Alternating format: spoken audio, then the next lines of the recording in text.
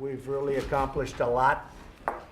We're here today to discuss the urgent need to rebuild and restore America's depleted infrastructure. We've been having meetings with different members of Congress. They've been very successful meetings. We'll see how it all turns out. This is a priority that is shared by members of both parties, and most importantly, it's shared with the American people and by the American people. To begin the conversation on the issue, I have laid out the principles for the biggest and boldest infrastructure initiative in at least a half a century.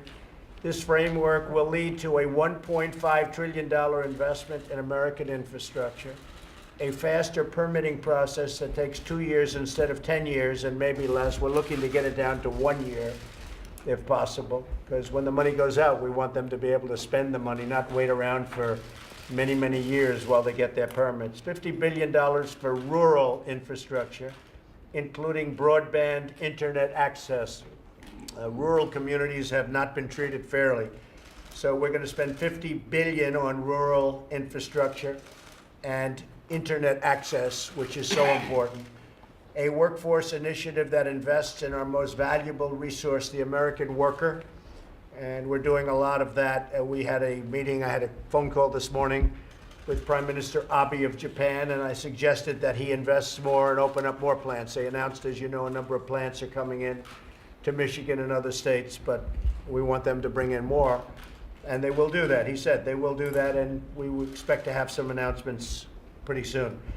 We have a lot of companies are moving in. A lot of people are coming into the United States. They were leaving, and now they're coming in.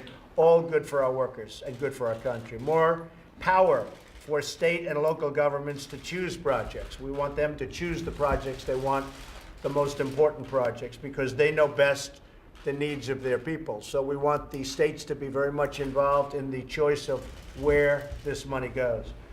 After spending trillions of dollars overseas rebuilding other countries, it is time to rebuild our own country and to take care of our citizens.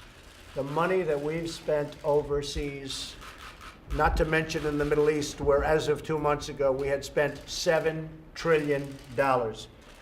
And yet, if we have to fix a road, we can't fix it.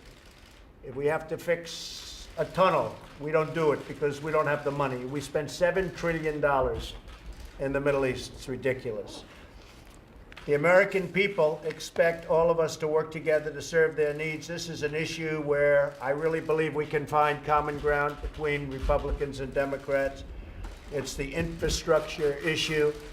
It's something great for our country. It's something that our country needs. And again, we have Democrats here. We have Republicans here. We've had other meetings. We will have meetings in the future, including new meetings with this group.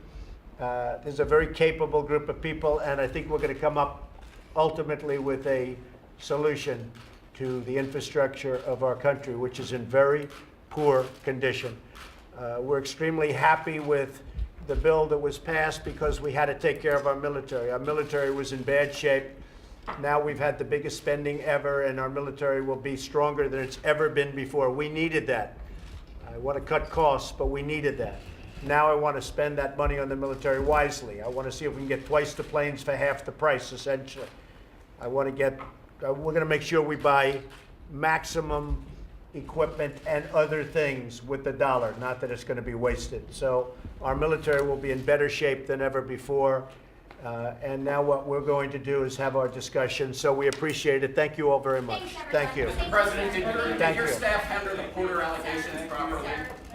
Thank you very much, everybody.